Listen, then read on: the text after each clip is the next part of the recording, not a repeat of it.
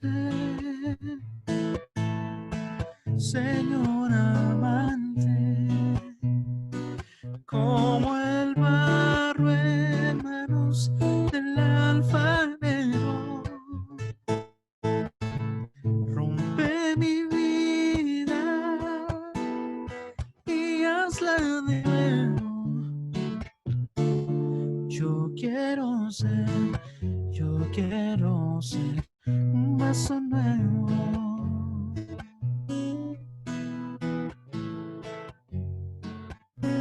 Y quiero mirar cada mañana como en tus manos yo soy transformado. Y mi corazón está en tus manos. Oh, yo quiero ser un vaso nuevo. Y yo quiero ser, Señor amante, como el barro en manos del alfarero, y rompe mi vida y hazla de nuevo. Oh, oh. Y yo quiero ser un vaso nuevo. Quiero mirar cada mañana como en tus manos yo soy transformado. Y mi corazón está en tus manos. Oh, yo quiero ser un vaso nuevo. Un vaso nuevo. Un vaso nuevo. Un vaso nuevo.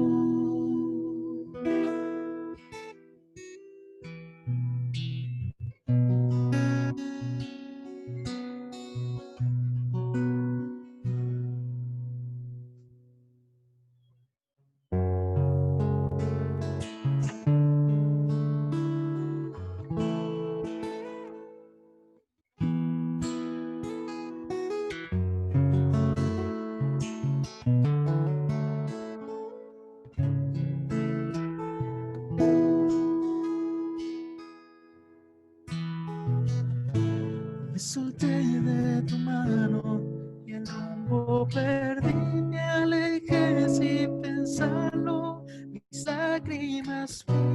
Olvidé que a tu lado es tan fácil vivir. Me olvidé de tus brazos y al suelo caí. Me cansé de intentarlo y ayer me rendí, destruí en pedazos mi vida sin ti. Y el latir de mi corazón, y el latir de mi corazón se detuvo dentro de mí. Lentamente empiezo a morir. Si no estás tú, y hoy él no está de frente a la cruz, donde mi lugar estabas tú, oh Jesús, estabas tú. Y hoy quiero abrazarme de la cruz, donde mi dolor llevé. Jesús, llevaste tú. Hoy regreso a ti, aunque lejos fui. Tu amor sigue ahí en la cruz. En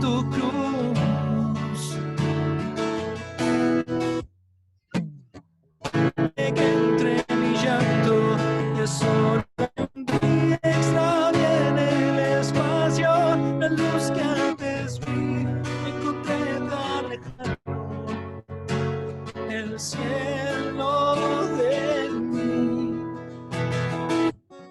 El latir de mi corazón se detuvo dentro de mí. Lentamente empiezo a morir si no estás tú. Y hoy vuelvo a estar de frente a la cruz, donde en mi lugar estabas tú, oh Jesús. Estabas tú y yo corro a abrazarme de la cruz, donde mi dolor llevaste tú, oh Jesús, llevaste tú y hoy regreso a ti, aunque lejos fui, tu amor sigue aquí, hoy regreso a ti, aunque lejos fui, tu amor sigue aquí, en la cruz.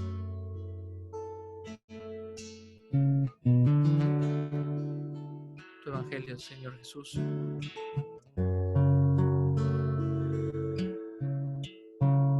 Esa buena noticia resplandeció en nuestros corazones, Dios. Nos dio vida, Señor. Y fue el inicio, Señor, de esta nueva vida, Dios. Pero no solo fue el inicio, Señor, creer en tu cruz, Señor, sino día a día. Y nuestro futuro, Señor, depende del que tú hiciste en la cruz, Jesús. Sé exaltado, sé glorificado. Gracias, Jesús.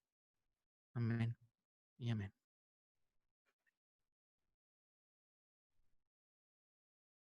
Buenas tardes, hermanos. Bendiciones. Hoy tenemos la oportunidad de podernos, hermanos, reunir virtualmente para continuar caminando a través de la Biblia.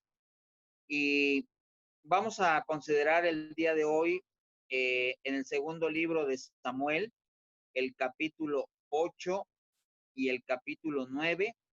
Y también vamos a estar viendo Primera de Crónicas, capítulo 18. Entonces, segunda de Samuel, capítulo 8, capítulo 9 y Primera de Crónicas 18.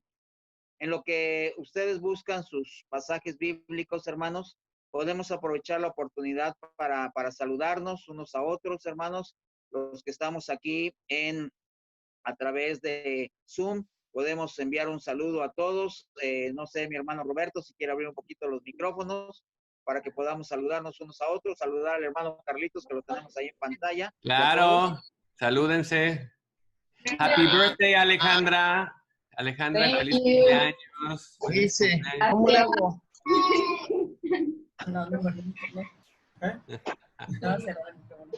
Creo que sí está abierto el micrófono, pero no sé cómo. Ya los escuchamos, Antar. Nada más no los vemos. Vemos la foto. Hola a todos. No es que no encuentro la reunión en mi celular. Bueno. Reunión y chat. Volver a la... Ya la encontré. Muy bien. Entonces, saludos, felicidades, Alejandra, Dios te bendiga, feliz cumpleaños.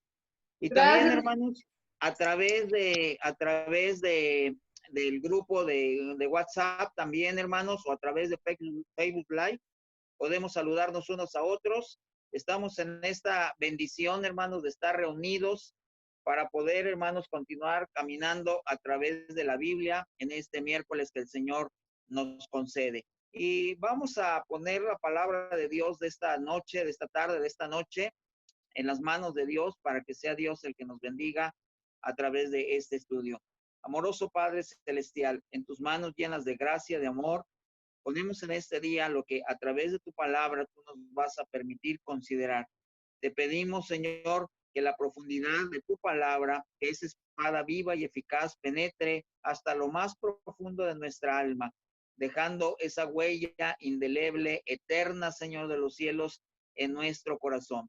Te pedimos que nos bendigas a través de tu palabra y te lo pedimos por los méritos de tu Hijo Jesús. En la cruz del Calvario te damos gracias. Amén. Hermanos, el tema de hoy le he puesto por título El carácter y las características del reino de David. Y quisiera empezar el tema considerando una pregunta. Fíjense bien la pregunta que voy a lanzar en este momento. Vamos a tratar de ubicarnos cada uno en un plano personal y ponernos en esta pregunta. Si tú llegaras a ser rey o presidente de una nación, si tú llegaras a ser rey o presidente de una nación, ¿cuáles serían tus primeras acciones de gobierno? ¿Cuáles serían tus primeras acciones? Les voy a dar algunos incisos. Inciso A, hacer una obra monumental con la que se te recuerde. Por ejemplo, Nabucodonosor, cuando tenía el poder, mandó a hacer una estatua gigante para que se le recordara por muchas generaciones. Actualmente, pues algunos construyen aeropuertos, construyen trenes Maya, construyen, etcétera, ¿no? Entonces, ¿te gustaría que se te recordara por una obra monumental?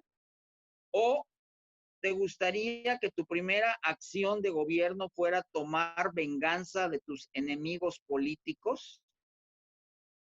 ¿O te gustaría cerrar tratados internacionales, es decir, tratados de libre comercio? ¿Cuál sería tu primera acción de gobierno? ¿O tu primera acción de gobierno sería darle la gloria a Dios? Hace 15 días, estando todavía transmitiendo desde ahí, desde el templo, el tema le tocó a nuestro hermano Chuy, y en esos capítulos estábamos viendo que David ya que había sido establecido como rey sobre todo Israel. Y él establece a Jerusalén como capital del reino y trae el arca del pacto como símbolo de la presencia de Dios entre ellos desde que salieron de Egipto. Y David propuso en su corazón construirle una casa a Dios, un templo a Dios, lo cual, como vimos hace 15 días, Dios no se lo permitió porque David era un hombre de guerra y en su tiempo, a causa de las guerras, David había derramado mucha sangre. Sin embargo, Dios hizo con David un pacto y el pacto consistía que de su descendencia nacería uno que sería el que vendría a reinar permanentemente sobre el reino de Israel. Y precisamente el pacto no se refería a un hijo suyo inmediato, como fue el caso de Salomón, sino que el pacto que Dios estaba haciendo con David, como lo vimos hace 15 días, apuntaba directamente hacia nuestro Señor Jesucristo. Si nosotros después con tiempo y con calma leemos Mateo capítulo 1 y la última parte de Lucas capítulo 3, podemos ver que ese pacto que Dios hizo se cumplió con Jesucristo, no solamente el Hijo de Dios, pero sobre todas las cosas con Jesucristo, ¿sí? El Hijo de Dios, descendiente de David, pero también Dios mismo. Ahora bien, Dios le dijo que no podía hacer una casa, no podía hacer un templo para Dios, pero el reino no se iba a detener, el reino tenía que seguir, el reino tenía que continuar. Y precisamente estos dos capítulos y lo que vamos a ver ahora hacia adelante tienen que ver con esas acciones y tienen que ver con muchas cosas que en la vida de David él vendría a hacer. Y 8 versos del 1 al 8 vamos a leer primero, dice lo siguiente: después de esto, aconteció que David derrotó a los filisteos y los sometió, y tomó David a Meteg Ama de mano de los filisteos. Derrotó también a los de Moab y los midió con cordel, haciéndolos tender por tierra, y midió 2 cordeles para hacerlos morir, y un cordel entero para preservarles la vida, y fueron los moabitas siervos de David y pagaron tributo. Asimismo, derrotó David a Hadad-Ezer, hijo de Rehob, rey de Soba, al ir al este a recuperar su territorio al río Éufrates. Y tomó David de ellos 1,700 hombres de caballo y 20,000 hombres de a pie, y descarretó David los carros de todos los caballos de todos los carros, pero dejó suficientes para 100 carros. Y vinieron los sirios de Damasco para ayudar a Hadad-Ezer, rey de Soba, y David hirió de los sirios a 22,000 hombres. Puso luego David guarnición en Siria de Damasco, y los sirios fueron hechos siervos de David y sujetos a tributo, y Jehová dio la victoria a David por donde quiera que fue. Y tomó David los escudos de oro que traían los siervos de Hadad-Ezer, y los llevó a Jerusalén. Asimismo, de Beta y de Berotai, ciudades de Hadad-Ezer, tomó el rey David gran cantidad de bronce. ¿Y qué es lo primero que vemos aquí? Lo que vemos en estos 8 versículos es que el reino tenía que seguir adelante. Desde que Josué conquistó la tierra prometida en su generación, aproximadamente unos 350, 400 años atrás, y durante la época de los jueces, el territorio de toda aquella tierra que Dios le había prometido a Abraham no había sido conquistado del todo por completo. Y todavía al pueblo de Israel le correspondía ocupar tierras que Dios había prometido que le daría al pueblo de Israel. Y por otro lado, las naciones vecinas que estaban en el norte, en el sur, suroeste, en el noreste, en el noroeste, veían al naciente reino de Israel como una amenaza para ellos. Por eso es que vemos nosotros que hubo naciones que comenzaron a rebelarse y a hacerle guerra a Israel. Entre estas naciones, por ejemplo, se mencionan los filisteos, que acabamos de leer, nación que estaba en el suroeste de Israel y que fueron acérrimos enemigos de Israel en los tiempos de Saúl y de David. Otra de las naciones vecinas fueron los sirios, que estaban al norte de Israel.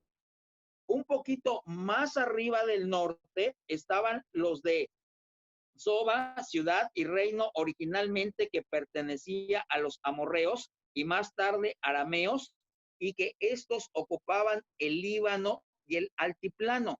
No sé si se acuerdan que el domingo pasado, con el hermano Roberto en la predicación, y hace 15 días que me tocó a mí predicar, habíamos enseñado que el Señor Jesucristo se fue de la región de Galilea hacia esa parte del Líbano, a la parte de Ciro Fenicia, donde estaba aquella mujer, y en la época del rey David, esto era conocido como el reino de Soba, y estas naciones que eran vecinas le hacían la guerra a Israel porque no querían que Israel se estableciera como reino.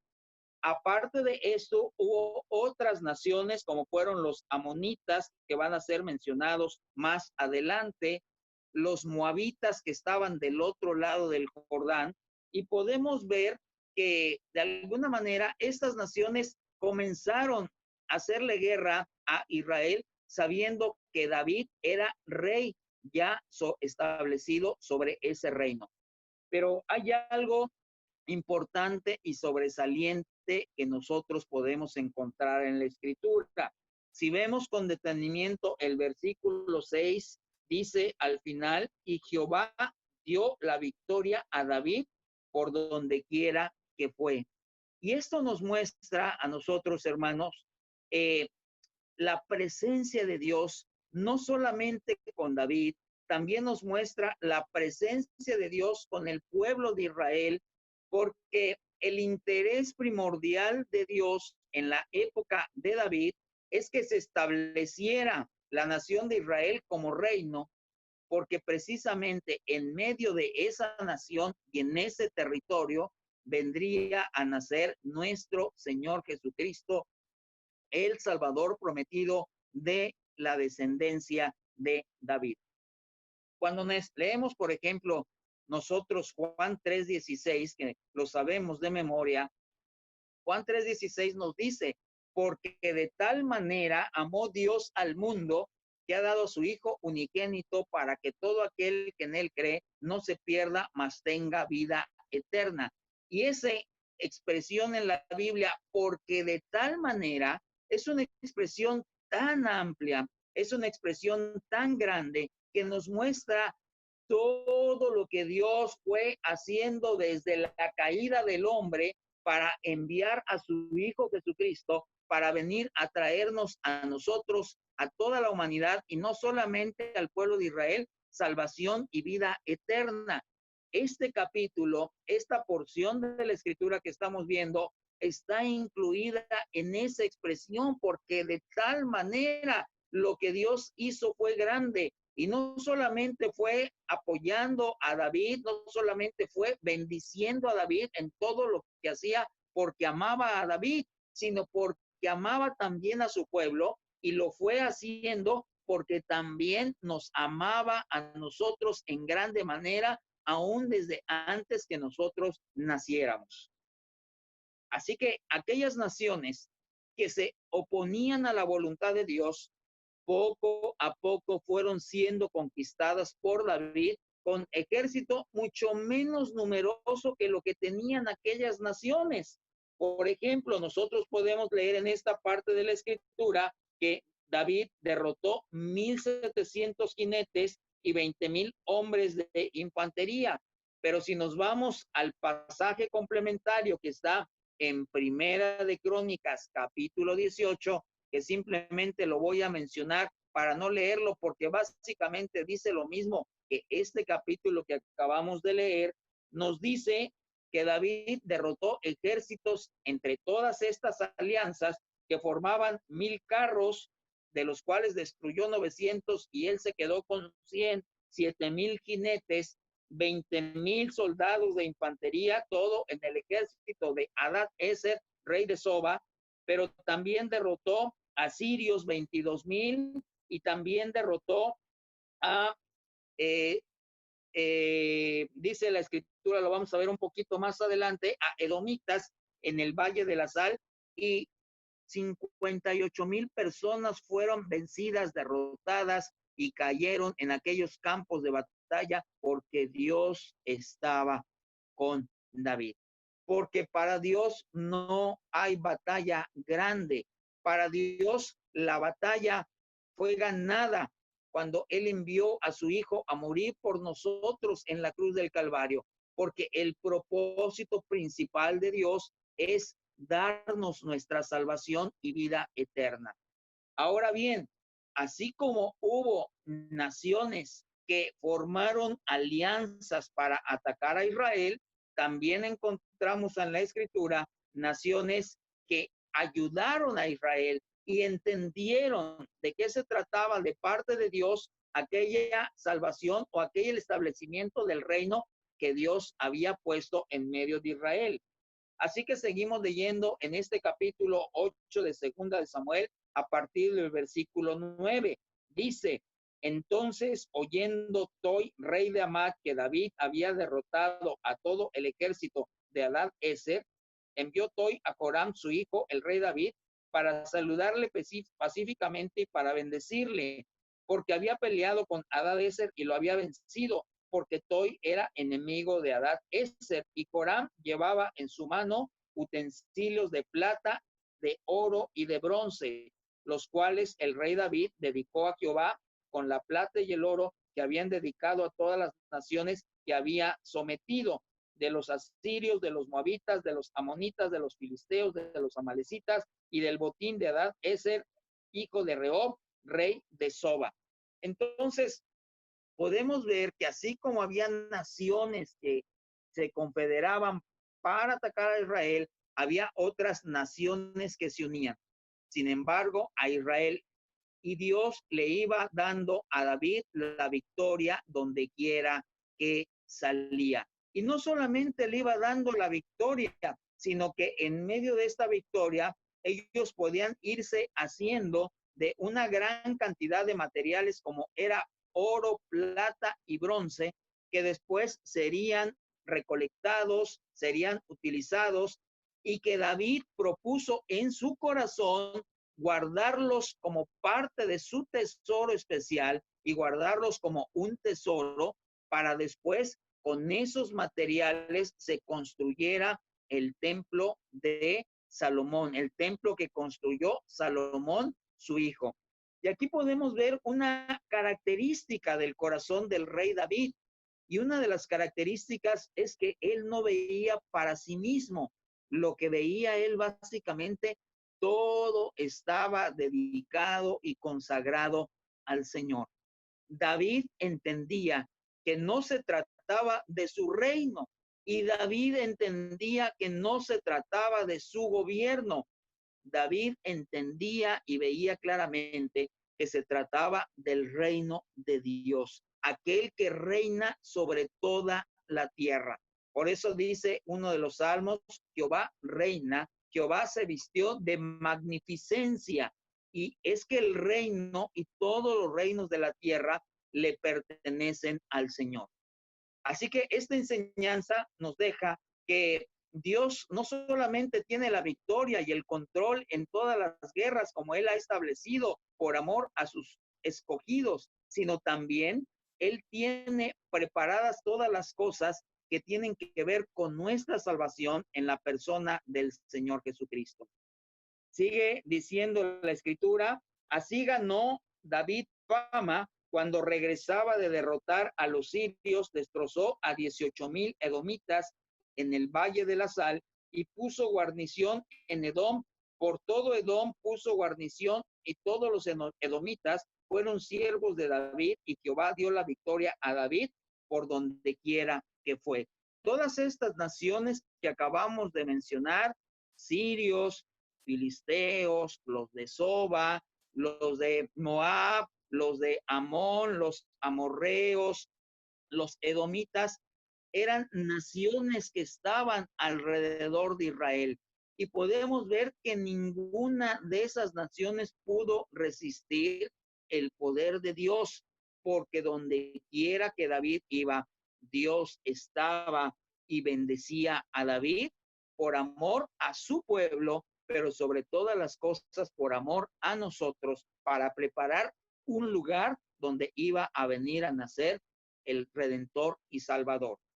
Ahora bien, este pasaje también, hermanos, nos remite un poquito a lo que va a pasar en el futuro, porque en medio de esta incertidumbre, en medio de este caos que existe a nivel mundial, no solamente por la pandemia, sino por una serie de cosas que ya se han salido del control en el orden social, político, económico, en el orden del establecimiento de lo que Dios ha puesto dentro del sexo de cada persona. En fin, todo esto ya se ha salido verdaderamente de control. Dios en el futuro tiene preparadas las cosas que han de suceder y la venida de Jesucristo, su Hijo, aquí a la tierra para venir a establecer su reino.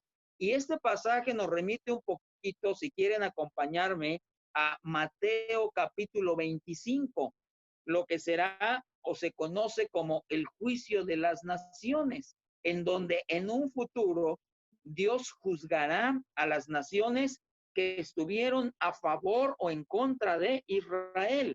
Mateo capítulo 25 dice a partir del versículo 31 lo siguiente: cuando el Hijo del Hombre venga en su gloria y todos los santos ángeles con él, entonces se sentará en su trono de gloria y serán reunidas delante de él todas las naciones y apartará los unos de los otros como aparta el pastor las ovejas de los cabritos y pondrá las ovejas a su derecha y los cabritos a su izquierda. Entonces el rey dirá a los de su derecha: venid benditos de mi Padre, heredad el reino preparado para vosotros desde la fundación del mundo. Porque tuve hambre y me disteis de comer, tuve sed y me disteis de beber, fui forastero y me recogisteis, estuve desnudo y me cubristeis, enfermo y me visitasteis en la cárcel y vinisteis a mí. Entonces los justos le responderán diciendo: Señor, ¿cuándo te vimos hambriento y te sustentamos, o sediento y te dimos de beber? ¿Y cuándo te vimos forastero y te recogimos, o desnudo y te cubrimos? ¿O cuándo te vimos enfermo o en la cárcel y venimos a ti?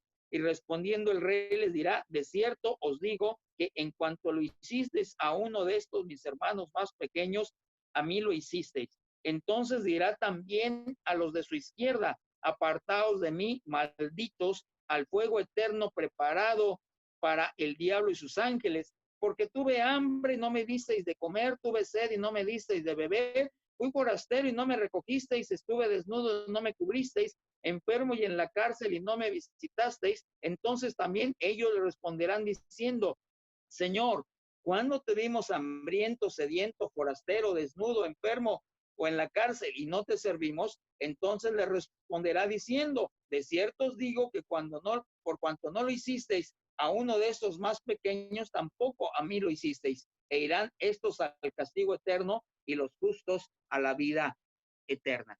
Entonces, la palabra de Dios nos enseña que en todo el mensaje de Dios, hermanos, hay una unidad de pensamiento, y que esto que hemos aprendido en este capítulo 8 de Segunda de Samuel, Primera de Crónicas 18, tiene que ver con aquellos que entendieron el plan de salvación en la persona del Señor Jesucristo, naciendo Él en medio del pueblo de Israel. El capítulo 8 de Segunda de Samuel termina dándonos un bosquejo rápido y sencillo de cómo era lo que ahora nosotros le llamamos el gabinete presidencial de David, cuáles eran los oficiales que tenía David. Y dice: y reinó David sobre todo Israel, y David administraba con justicia y equidad a todo su pueblo. Y me llama mucho la atención estas características que la Escritura señala acerca de David: un hombre que reinaba con justicia. Esto significa que reinaba conforme a la palabra de Dios. Y la palabra equidad significa no darle a alguien más de lo que no merece, sobre todo en perjuicio de otros. Eso significa el término equidad. David reinaba sobre todo el reino de Israel con justicia y equidad sobre todo el pueblo, y tenía por colaboradores en su reino a Joab, hijo de Sarvia, que era su sobrino, general de su ejército; a Josafat, hijo de Ahilud, que era cronista; Sabsa, que dice la escritura más adelante que era una especie de también colaborador; Sadoc, hijo de Aitob; Ahimelech, hijo de Abiatar, que eran los sacerdotes. Era muy importante los sacerdotes en medio del pueblo, porque ellos eran los que enseñaban la ley al pueblo. También estaba Seraías, que era escriba; Benaya, hijo de Joiada, estaba sobre los ereteos y peleteos. Y los hijos de David, que ya para este entonces tenía bastantes hijos, eran los príncipes sobre el pueblo. Entonces, esto es lo que la Escritura nos relata o nos narra en Segunda de Samuel 8, Primera de Crónicas 18. Pero a partir del siguiente capítulo, vamos nosotros a empezar a ver diferentes aspectos en la vida de David. David fue un personaje en la Escritura que tuvo claros oscuros o claroscuros. Es decir, que tuvo momentos verdaderamente hermosos, brillantes, pero también tuvo momentos, caídas, desvíos muy importantes que trajeron consecuencias sobre el reino. Por eso es que decimos que en la vida de David hubo claroscuros. Para algunos que quizás pensaban que David vivió muchos años, David vivió tan solo 70 años. Esos fueron los años de vida de David. David vivió 70 años nada más. Fue una vida muy intensa, y sobre todo en la etapa donde ya se establece como rey, vamos a ver nosotros esos claroscuros, esas acciones buenas, pero también vamos a ver acciones verdaderamente malas, y lo vamos a ver más adelante en los siguientes miércoles. Y vamos a ver también decisiones que tomó de alguna manera encaprichándose. Por eso les hacía yo preguntas cuando iniciamos el tema. Si tú fueras rey o príncipe, ¿cuáles serían tus primeras acciones? Y vamos a ver una de las acciones que revelan mucho el corazón bueno de David, el corazón bondadoso, el corazón misericordioso de David. Y quiero introducirme en este capítulo de 2 de Samuel 9 con lo siguiente. Para los que ya tenemos un poquito más de edad, yo recuerdo desde que está en el gobierno, desde Carlos Salinas de Gortari hasta el presidente actual, no ha habido un presidente que inmediatamente que ocupa la silla presidencial toma una acción política, un manotazo, un golpe duro para mandar a encarcelar a alguien del sexenio anterior. Y podríamos mencionar, no tiene caso ni que mencione la lista, por mencionar en el gobierno actual, el presidente con Rosario Robles. Bueno, sin deseo de meterme en asuntos políticos, pero sí para ilustrar lo que vamos a ver aquí, cualquiera que era descendiente de la casa de Saúl podría pensar que David, ocupando el trono, inmediatamente iba a mandar a exterminar a todos los de la casa de Saúl que habían quedado. Prácticamente 3 de sus hijos murieron junto con Saúl en aquella batalla que perdieron con los filisteos. Pero hubo por ahí 2 sobrevivientes. Uno de ellos se llamaba Isboset. 2 de Samuel capítulo 4, que ya lo vimos, que fue mandado a asesinar no por David, sino por Joab, general del ejército, de una manera verdaderamente cobarde y cruel. Pero todavía quedaba un sobreviviente de la casa de Saúl, un nieto de Saúl llamado Mefiboset. Y vamos a ver este capítulo 9 considerando lo siguiente. Voy a leer el capítulo y voy a ir pausando para explicar. Dice, dijo David, ¿ha quedado alguno de la casa de Saúl a quien haga yo misericordia por amor de Jonatán? Y había un siervo de la casa de Saúl que se llamaba Siba, al cual llamaron para que viniese a David. Y el rey le dijo, ¿eres tú Siba? Y él respondió, tu siervo. El rey le dijo, no ha quedado nadie de la casa de Saúl a quien yo haga misericordia de Dios. Y Siba respondió al rey, aún ha quedado un hijo de Jonatán lisiado de los pies. ¿Sí? Ha quedado alguien de la casa de Saúl para que yo lo mande llamar, para que venga delante de mí y yo haga misericordia con él. Si fuera en términos de la política actual, quizás hubiera dicho, mándemelo traer para que yo extermine. Sin embargo, el corazón de David era un corazón misericordioso. Y todavía infinitamente mucho más misericordioso fue el corazón de nuestro Señor Jesucristo, que cuando estaba en la cruz del Calvario crucificado, nunca pidió venganza contra sus enemigos. Al contrario, el Señor oró en la cruz diciendo, Padre, perdónalos porque no saben lo que hacen. Y aquí vemos nosotros que David manda traer a este hombre llamado Mefiboset. ¿Quién es Mefiboset? Vámonos por favor a 2 de Samuel, capítulo 4, versículo 4.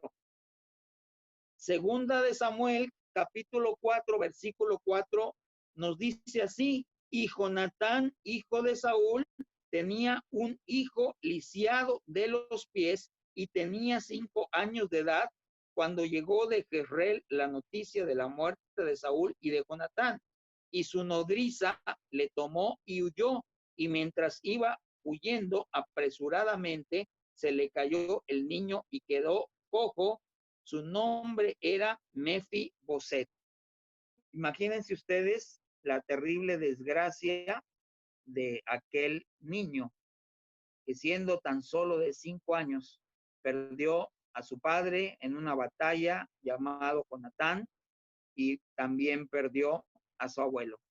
Y en medio de todo ese miedo y temor de aquella batalla, ya habían pasado ya algunos años, la institutriz lo toma y sale corriendo, se le cae al niño y dice la escritura que queda lisiado de ambos pies. Desde ese momento, la escritura no nos vuelve a dar razón de este hijo de Jonatán. Esto es muy importante porque después ustedes con detenimiento pueden leerlo en su casa. En Primera de Samuel, capítulo 20, los versículos del 1 al 42, pero principalmente los versículos 41 y 42. Cuando David estaba huyendo de Saúl, cuando Saúl todavía estaba en vida, Jonatán, renunciando a los derechos que tenía sobre el trono, cuida y protege a David. Y hacen entre ellos dos una especie de pacto. Y en medio de este pacto, David le promete o se compromete, mejor dicho, con Jonatán de cuidar de la descendencia precisamente de Jonatán. Y este Mefiboset era un hijo descendiente de Jonatán. Así que lo que vemos nosotros aquí en el corazón de David es un corazón de un hombre que cumple sus votos, es un hombre que cumple sus compromisos, es un hombre que cumple sus promesas. Y pregunta a este criado llamado Siba, sabiendo que había sido criado en la casa de Saúl, si quedaba algún sobreviviente, a lo cual le respondió que sí, que todavía Jonatán tenía un hijo lisiado. Entonces el rey le preguntó, ¿dónde está? Y Siba respondió al rey, he aquí está en casa de Maquir, hijo de Amiel, en Lodebar. Entonces envió el rey David y le trajo de la casa de Maquir, hijo de Amiel de Lodebar. Aquí me voy a detener un poquito. ¿Dónde está Lodebar?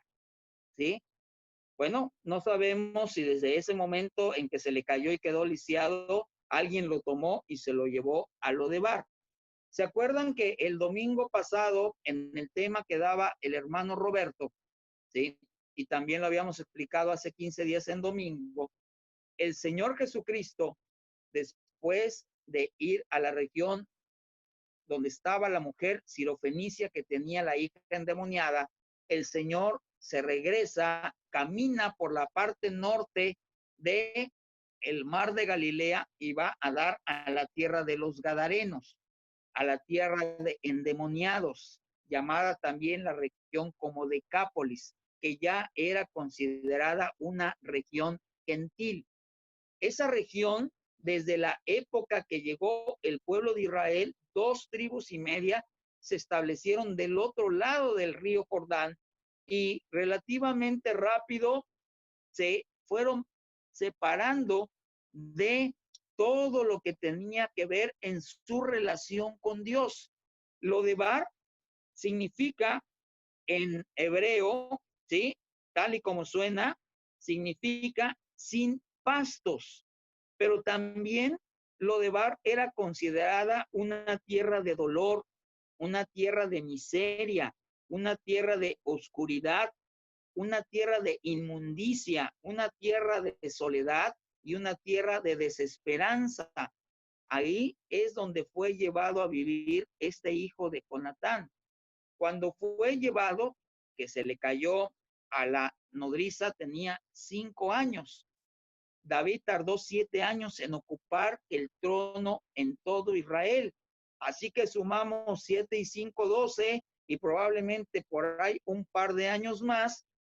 Estamos considerando que cuando David manda traer a este jovencito tendría probablemente entre los 15 y los 18 años, sumido allá en una tierra de desesperanza, de ignominia, de soledad, de tristeza, de inmundicia, y que en la época del Señor Jesucristo era una tierra no solamente de gentiles, sino que también estaba plagada de gente que estaba endemoniada y sin esperanza.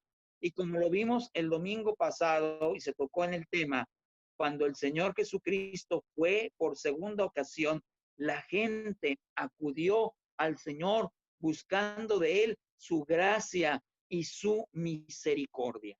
Así que lo manda a traer David desde aquella región, lo manda a traer David desde aquella tierra, y dice la escritura lo siguiente a partir del versículo 6, segunda de Samuel 9:6. Y vino Mefiboset, el nombre de Mefiboset significa el que destruye la vergüenza, o en otras palabras, el hijo de la vergüenza. Imagínense, escondido para que no lo fueran a matar en un lugar de desesperanza. Allá estaba este hombre, posiblemente ya sin esperanza durante el resto de su vida, paralítico, lisiado de los dos pies, pero fue llamado por David. Vino Mefiboset, hijo de Jonatán, hijo de Saúl, a David, y se postró sobre su rostro e hizo reverencia, y dijo: David, Mefiboset. Y él respondió: he aquí tu siervo. Y le dijo David: no tengas temor, porque yo a la verdad haré contigo misericordia por amor de Jonatán tu padre, y te devolveré todas las tierras de Saúl tu padre, y tú comerás siempre a mi mesa. Vemos el corazón de David, un corazón amoroso, un corazón cumplidor, con una especie de pacto que hizo con Jonatán, un hombre misericordioso, un hombre compasivo, que no solamente lo trata con amor y lo trata con benignidad, sino que aparte le devuelve las tierras. Pero hay algo muy importante que aquí nos va a llamar la atención: y tú comerás siempre a mi mesa. Y la pregunta es, ¿quiénes se sentaban en la mesa del rey? Eran mayormente siempre los príncipes y los hombres de renombre, los que formaban parte, de alguna manera, los más allegados al rey. Hay un aspecto muy importante, e inclinándose dijo: ¿quién es tu siervo para que me mires a un perro muerto como yo? También el domingo veíamos nosotros que perro se le llama a los gentiles. Y vamos a ver mucha similitud de este pasaje con la gracia de Dios sobre nosotros a través de la vida de nuestro Señor Jesucristo. ¿Quién soy yo para que me mires como un perro muerto? Entonces el rey llamó a Siba, siervo de Saúl, y le dijo: todo lo que fue de Saúl y de toda su casa, yo lo he dado al hijo de tu señor. Tú pues le labrarás las tierras, tú con tus hijos y tus siervos, y almacenarás los frutos para que el hijo de tu señor tenga pan para comer. Pero Mefiboset, el hijo de tu señor, comerá siempre a mi mesa. Es la segunda vez que lo menciono. Y tenía Siba 15 hijos y 20 siervos. Y respondió Siba al rey: conforme a todo lo que ha mandado mi señor el rey a su siervo, así lo hará tu siervo. Mefiboset dijo al rey: comerá a mi mesa como uno de los hijos del rey. Y tenía Mefiboset un hijo pequeño que se llamaba Micaía, y toda la familia de la casa de Siba eran siervos de Mefiboset. Y moraba, vivía, ahora se había establecido Mefiboset por orden de David, por disposición de David, por gracia de David, por voluntad de David, ahí en Jerusalén, porque comía siempre a la mesa del rey y estaba lisiado, dice la escritura, de ambos pies. Y si hay un pasaje en el Antiguo Testamento que nos muestra mucho precisamente el ejemplo de lo que es la gracia de Dios, es este pasaje que acabamos de leer. Porque podemos considerar ahorita sentado a una mesa. Si reflexionamos un poco, en una mesa como pueden ver que estoy yo en este momento sentado, o está sentado el hermano Chuy, o está sentado mi hermano Roberto, ¿sí? O el hermano Carlitos, o yo creo que la mayoría de nosotros. De la cintura hacia arriba nos vemos como personas normales, ¿ok, hermanos? Pero de la cintura hacia abajo, pues no sabemos qué traemos puesto. Probablemente, a lo mejor, estamos vestidos pues muy cómodamente, porque en estos días ha hecho mucho calor. Pero en el caso de Mefiboset, no era precisamente la vestidura lo que él iba de alguna manera a quedar debajo de la mesa, eran sus piernas inmóviles, eran sus piernas que no se podían mover. Y esto muestra mucho lo que Dios hace con nosotros. Cuando David trae a Mefiboset y lo sienta a la mesa, no solamente lo dignifica, no solamente lo vuelve a levantar, no solamente le vuelve a dar el mismo privilegio que tenían los príncipes y servidores de David en la mesa, sino que le da también el derecho de ser llamado como si fuera un hijo de David. Lo sienta a la mesa y no había distinción. Levantado de la cintura hacia abajo era diferente. Pero por la gracia, en este caso de David, ese hombre lisiado, sentado ahí en la mesa, era igual que todos los que estaban ahí. Participaba de las mismas prerrogativas, participaba de la misma comida, participaba de la misma bendición. Seguramente oía las conversaciones que tenían que ver con el reino que se estaba estableciendo. Un hombre que fue establecido, que fue restituido, no solamente como persona, sino también en su dignidad. Y esto es lo que hace precisamente Dios con nosotros. Cuando nosotros estábamos lisiados, estábamos paralíticos, que no podíamos caminar.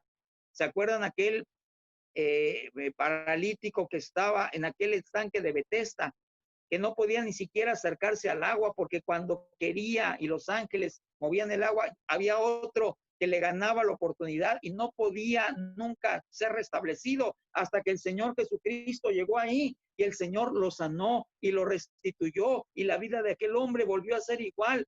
Veíamos hace 15 días que cuando la Escritura nos habla del Señor Jesucristo, que Él sanaba a cojos, a mancos, aquellos que incluso no tenían la extremidad a lo mejor completa, que no tenían una mano, un brazo, o que tenían paralizadas las manos o los brazos, o que les faltaba alguna extremidad, pero el Señor Jesucristo los sanaba completamente. Y eso es lo que el pecado hace con nosotros. El pecado nos paraliza, el pecado nos insensibiliza, el pecado de alguna manera nos hace indignos.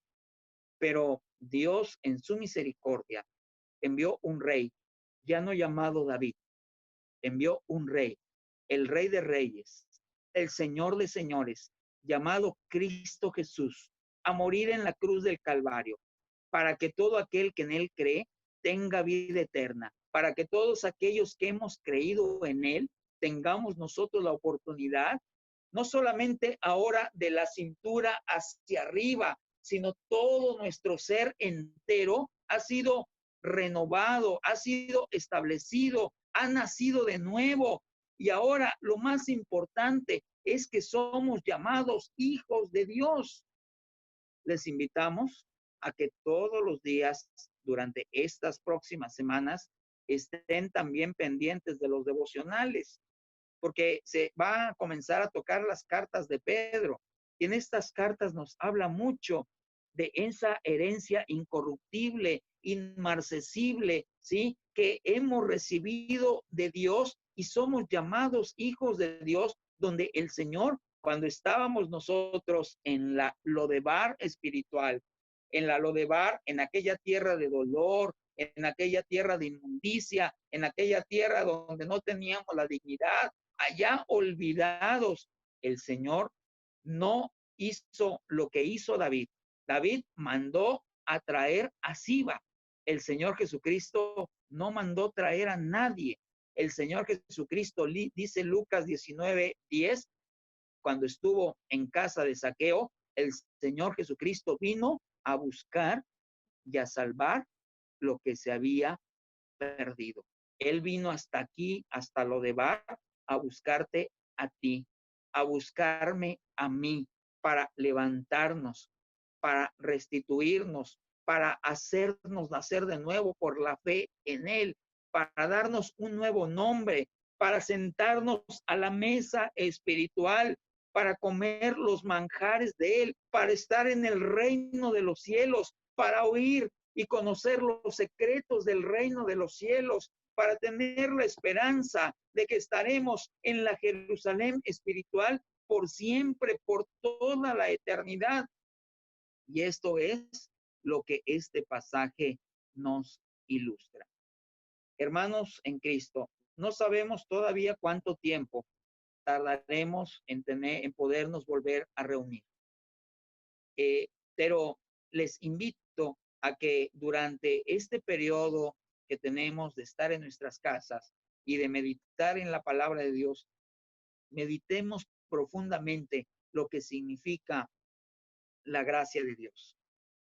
En medio de esto, les recomiendo que puedan leer este libro.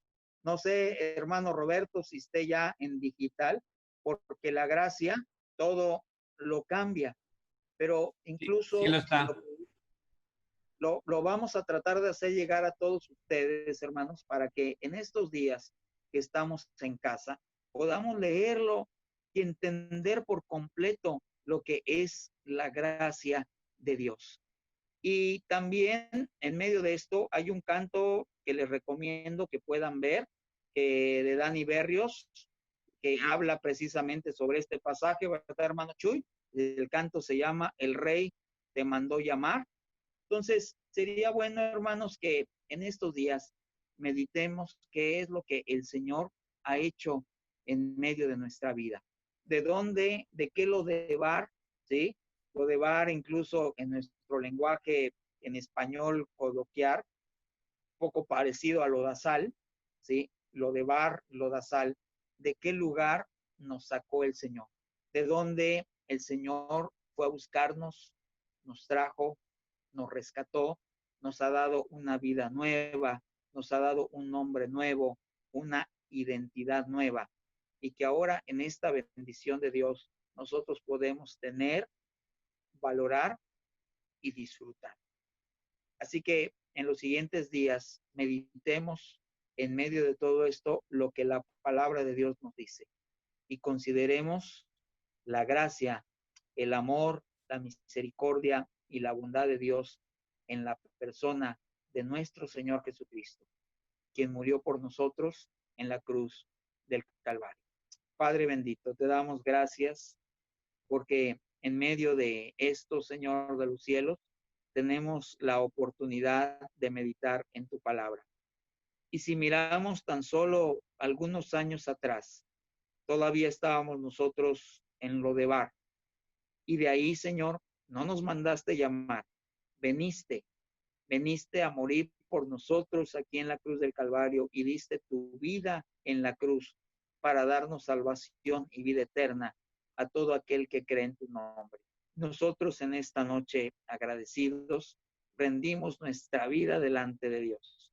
Mefiboset se postró delante de David.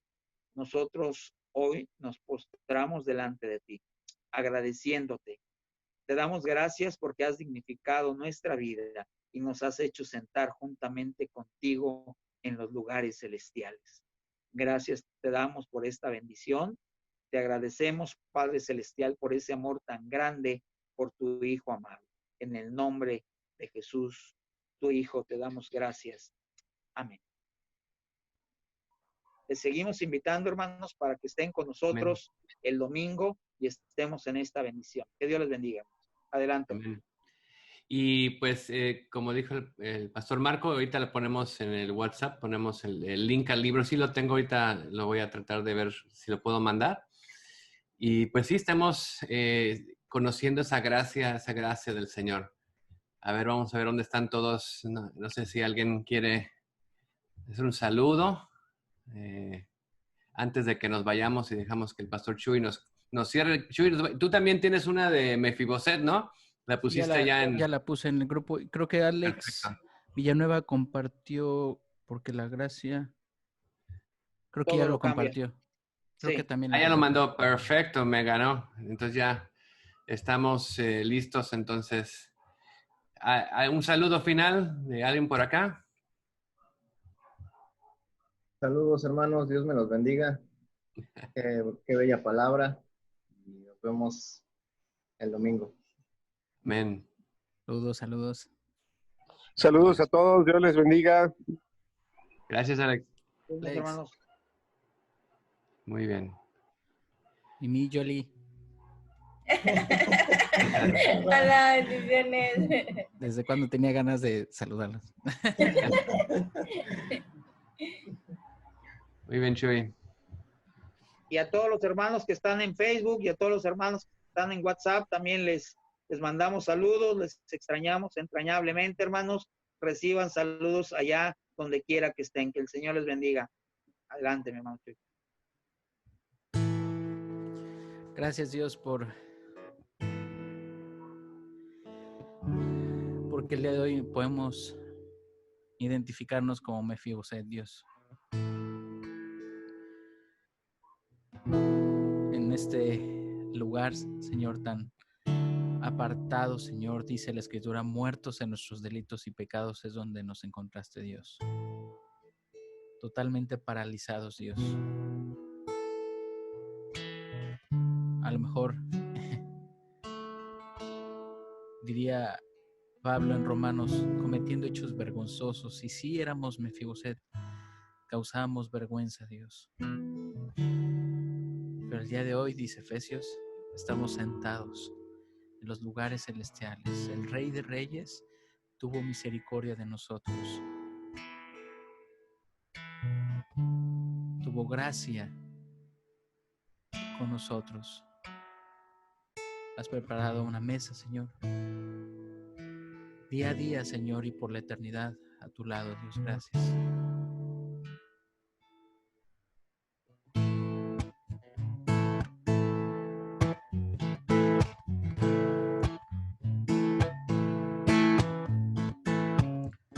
¿Qué sería de mí si no me hubieras alcanzado? ¿Dónde estaría hoy si no me hubieras perdonado? Tendría un vacío en mi corazón, vagaría sin rumbo y sin dirección. Si no fuera por tu gracia y por tu amor, si no fuera por tu gracia y por tu amor, sería como un pájaro herido que se mueve en el suelo. Sería como un ciervo que brama por agua en un desierto. Si no fuera por tu gracia y por tu amor, si no fuera por tu gracia y por tu amor, una vez más, ¿qué sería de mí? ¿Qué sería de mí si no me hubieras alcanzado? ¿Dónde estaría hoy si no me hubieras perdonado? Tendría un vacío en mi corazón, vagaría sin rumbo, sin dirección. Si no fuera por tu gracia y por tu amor, si no fuera por tu gracia y por tu amor,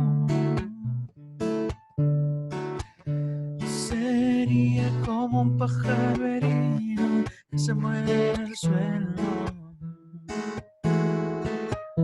Sería como un ciervo que brama por agua en un desierto. Si no fuera por tu gracia y por tu amor. Si no fuera por tu gracia y por tu amor.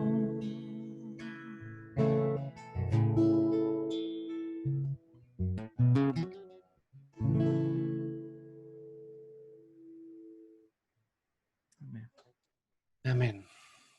Dios los bendiga a todos. Nos vemos el domingo en Facebook y YouTube. Pero recuerden la oración el viernes, igual jóvenes, tienen jóvenes el sábado, y matrimonios mañana. Mañana, entonces, hay actividades todos los días. Dios los bendiga, los guarde. Ay, bye, bye, bye, bye. Hasta luego, Gracias, Dios le Pastor bendiga. Marco, bye, Saludos. Alex, hermano Carlos, Mimi Yoli, Antar. Dios los bendiga. Bye. Bye, bye, bye. Chao.